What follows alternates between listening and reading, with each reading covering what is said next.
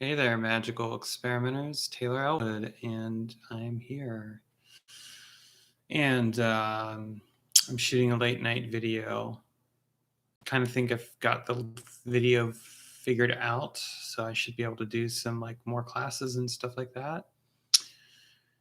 And if you're a visitor to this channel for the first time, go ahead and click the subscribe button, click the notification bell, and if you frequent visitor, like this post and comment. I love interacting with people. So I thought tonight I would talk about madness and magic. I was reading through my old magical journals. I'm working on my current one, getting ready to write it, and I thought it'd be interesting to kind of look at the old ones. And it's interesting. I read through these journal entries from like 2008 to 2015. I have 2016 through 2017 published, but it's in ebooks. I don't really have that one on me, but I read through these and I just think to myself like, wow, this person has come a long way in some ways, and in other ways I question how far I've come at all. I see echoes of myself in the writings of my younger self, and I kind of shake my head at them. And there's this part of me that wants to just say to him, like, get your act together, man. But then I think about like how I diminish myself in that way, and like how judgmental I can be of my own self. And I think, he was doing the best he could, and he came up with some brilliant ideas and some amazing thoughts. And yeah, he made some mistakes along the way, just like I have and do.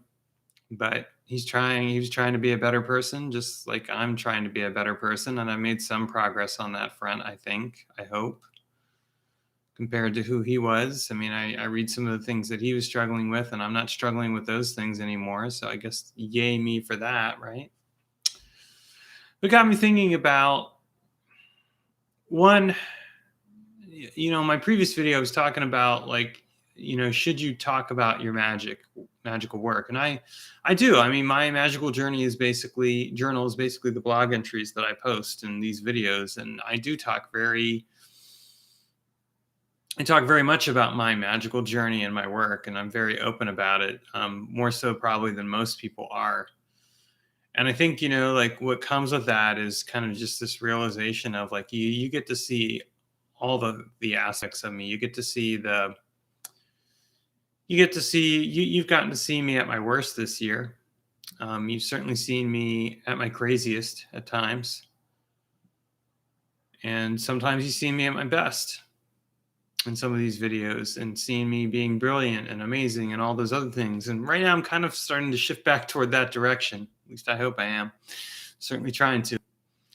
But it's interesting because I think, like, so many people would say, well, don't share those things, Taylor. Keep some aspects of your life to yourself. And I, as I shared in the Saturn video, I definitely am keeping that in mind. There are some things that I'm really kind of just being more cognizant of, that I don't necessarily need to broadcast everything out there. But at the same time, I think one thing that really does stand out to me, and this is really important in my line of work, at least the line of work that I'm in. I mean, I don't know, because like I don't really see too many people out there doing this, but it is the transparency, and it is talking about topics like madness and magic, because I mean, I think the two go hand in hand. I mean, I think really madness goes hand in hand with creativity. If you're a really creative person, and I'm not just talking about like writing and music and art, although those things are creative. I'm talking about creativity within any discipline. Like, I knew this guy who understood electrical wiring in a way no one else did. And he was a creative genius when it came to electrical wiring. He was also crazy in some ways. I'm glad I knew him. I'm glad I met him. But he was crazy. And of course, I mean, that sounds harsh. Like, man, Taylor, you're labeling, blah, blah, blah. But it's like, when you observe other people that are like you in different ways, like what I appreciated about him is that I could relate to him Like, I couldn't relate to his understanding of electrical wiring, but I could relate to the fact that he had creative genius around that and that he understood it in a way no one else did. And he saw possibilities. But I could also see how sometimes he would teeter on the edge. And I've certainly teetered and then some on the edge when it comes to my own work spiritually. And I don't necessarily think that's a bad thing. I mean, I know a lot of people would say, well, like, should you be so open about that? Should you broadcast that? And I'd be like, well, maybe not, but it's who I am.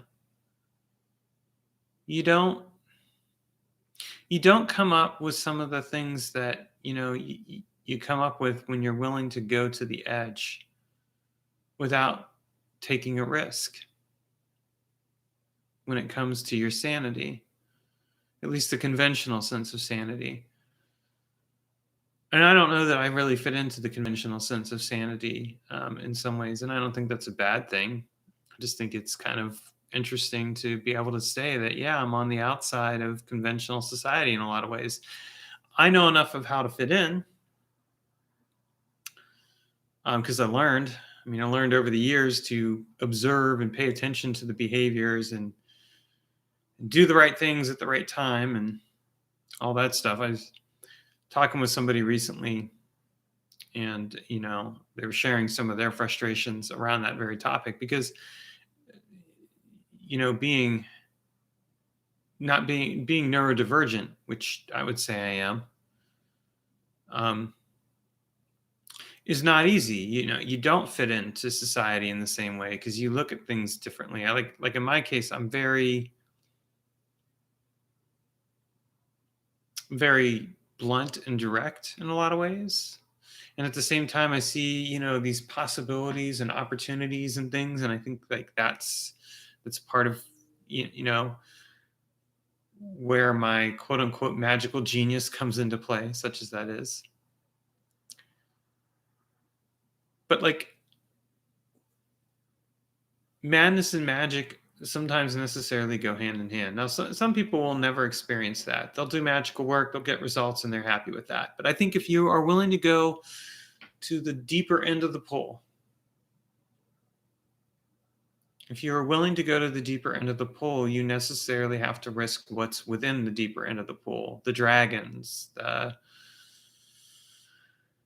hidden currents, the other things that will take you by surprise because you don't expect them.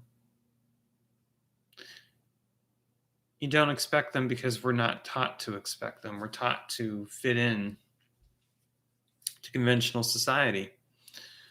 We're taught that conventional society is the way to go, but the very fact that you're practicing magic should already tell you that you're willing to go a step outside of conventional reality. The question is like, why are you practicing magic? What are you hoping to get out of it? And I know for myself, like I've experienced what I would consider to be divine madness. Well, what is divine madness? Well, I think there's a saying by Euripides about Euripides, let's see, and the gods. Ah, yeah. Whom the gods would destroy, those whom the gods wish to destroy, they first make mad. Actually, that's by Reverend Williams. So where did they get that from in regards to Euripides? I don't know. Well, I know. I think it's. I know that he said something about the gods. Maybe those who are beloved by the gods, to pity them. Actually, and there is something interesting about that. Like if you look at the Greek myths, I mean, who the gods love inevitably are changed, right? Well, it's kind of the same thing with magic. I mean, I have this relationship with magic. I think of magic is not just. I mean, I sometimes describe it as a set of techniques and processes and things like that. But if I'm really really honest about it, magic is a living force for me. It is something that goes beyond that. And I'm not talking about the force as in Star Wars. I'm talking about just being in tune to the rhythms of the universe, being in tune with kind of the hidden realities and the possibilities and the potentialities, whatever those are. And that for me is what magic really is. It's the hidden, it's the mysterious, it's going into those deep depths and discovering like what is really there. But it comes, it does come with a price sometimes that I think that a lot of people aren't necessarily willing to pay. It's one thing to do magic to get a specific concrete result. It's another thing to go off the deep end, as it were, and really do magic, like commune with the spirits, connect with these other things, do all this other stuff, and transform your life in ways that is not, you know, overtly approved of, shall we say. But on top of that, I would say even the people who do magic for results, I mean, I don't think people always realize like, yeah, you got a result, but you also brought change into your life, and change comes in ways you don't expect. I mean, don't do magic if you want your life to be safe, okay? Don't do magic if you're happy with your life the way it is. Like, really, just don't do it. Do yourself a favor and don't do magic. Because if you're going to do magic to change something in your life, you should be really prepared for all the changes that come along with that. Because it's like a domino effect, right? Like I go and I do magical work to get something. Sure, great, I've gotten that thing. But then what comes with it? What are the consequences that come with it? And I've written about this in my blog. I've talked about it before, but it's worth noting. And sometimes the consequences that come with it is that you do go a little crazy by conventional standards. Sometimes you go a lot crazy by conventional standards. I think that like I was looking back on these old entries and like I was working with like the goddess Babylon at one point, and those were some intense works, right? I mean, I worked with Babylon for a year. Love, element of love. Boy, did that change my life. I was reading this entry where this person had said to me, you got involved with this love work and it's caused bruises on your heart and the heart of your wife at the time and the heart of in my heart. Like, and do you think that's worth the price? And I think about that. Think about like the magical work that I've done sometimes and like the consequences that have come out of that. Like this truth and connection work is another example of that. Like I was told at the beginning of Truth and Connection back in October of 2020, if you do this, it's going to change your life in ways that are irrevocable. Like no matter what path you end up, you're going to change your life and you're going to be held accountable. Like you're going to be held, your feet are going to be held to the freaking fire. And it's going to change your life and it's going to change the life of people around you if you do this work. Well, I'd already changed my life in some ways. So, I mean, really diving into Truth and Connection just kind of naturally synced in with some of those changes and the things that I had done.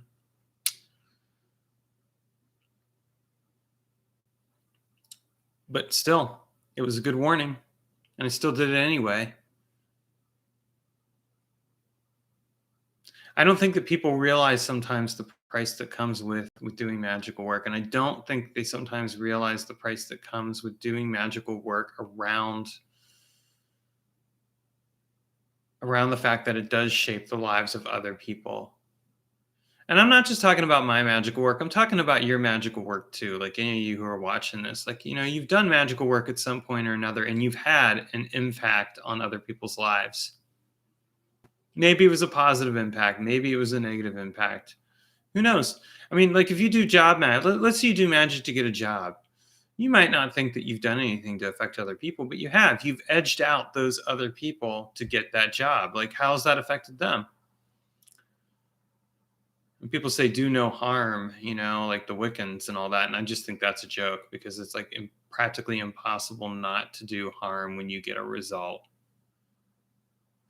And I'm not saying that to discourage any of you from doing magical work to get results, but just like let's just be real here. Let's really recognize that like if we want something, if we choose to do something, we are doing that thing, and we're doing it because we want to achieve a specific outcome, and we're willing to accept that there are consequences to that.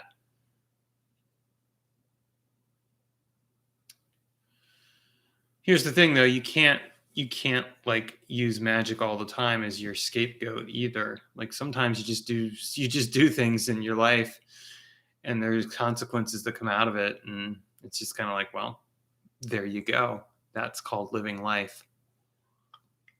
I mean, that's true of everyone. Person lives life, people make choices all the time. I guess the difference though is that with magic you're intentionally going out there to manifest specific outcomes